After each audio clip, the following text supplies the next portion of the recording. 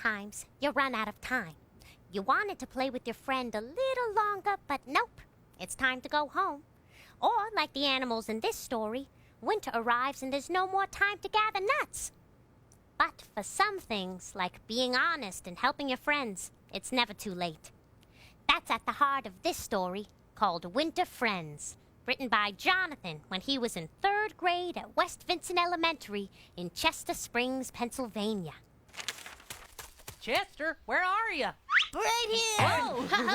I'm gonna get you! Whoa. I'm gonna get you! Can't catch me! Can't catch Don't me! catch me now! Woohoo! Jonathan begins his story by writing, once upon a time there were 2 friends named Sean the Squirrel and Chester the Chipmunk. They liked to play ball and tag. All right. There you go. Whoa, okay, nice. Whoa, There you go. whoa, Whoa, whoa. there it goes. Catch it, catch it. When playtime was over, Sean would search for nuts and bury them near his tree. Look at this beauty. You, Mr. Nut, will become delicious nut waffles sometime in mid-January. Now, to find a place to bury this. Over there. Let's see here. Oh, 3 paces from the oak tree, then this way, and 2 paces forward, and well, right here. Meanwhile, Jonathan writes, Chester was busy spying on Sean and taking notes of where the nuts were buried. Why would he do that? And that's that.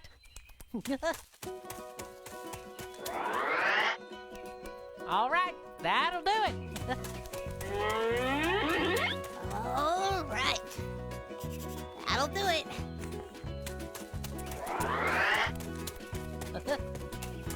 Ooh, right here. Right here. All right.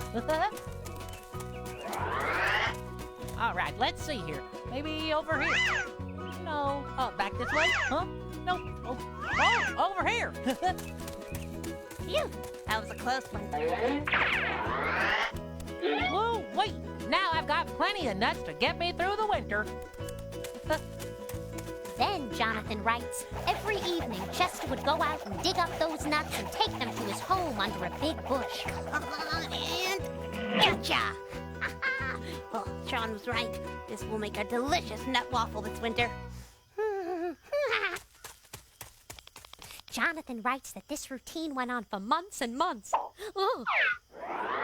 Finally, winter arrived and the snow came. Chester and Sean gave each other a big hug and wished each other a safe winter and said goodbye. Now, you take good care of yourself, okay, buddy? You too. Stay cozy. Will do.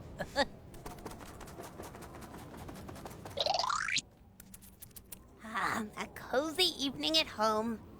Another acorn, Chester? Don't mind if I do.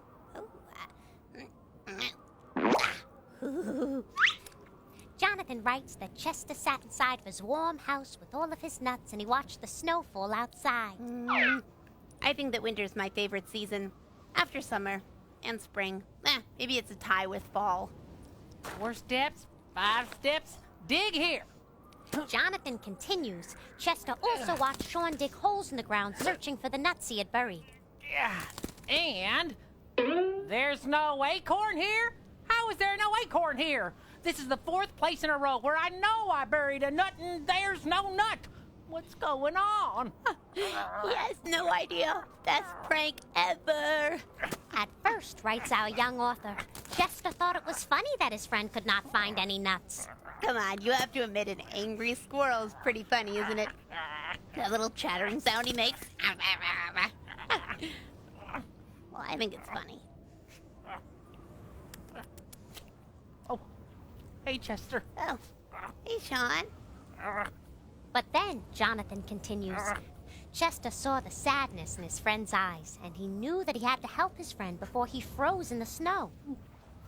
I did not think this through. Maybe there's an acorn over here. I've got to fix this. Hey, Sean! So, writes our young author, Chester opened the door and shouted to Sean. Oh, what have I done? Sean, come in here! Come on, get in here before you freeze. Come in my house. Yeah. Here, Thanks. let's warm you up. Here you go, buddy. There you go. Thank you. Jonathan writes that Sean entered Chester's home and saw all the nuts. He writes this conversation.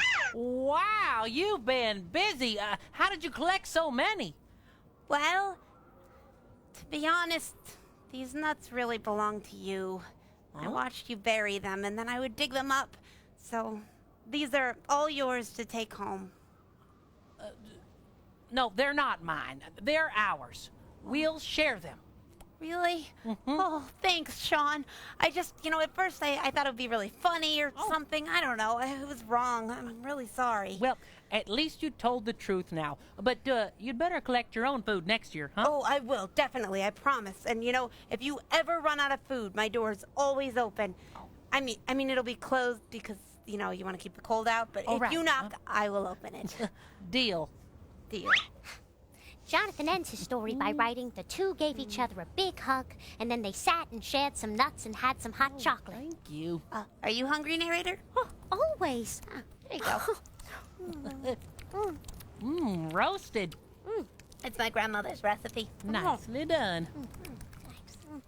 Write a story about a character who does something that hurts a friend.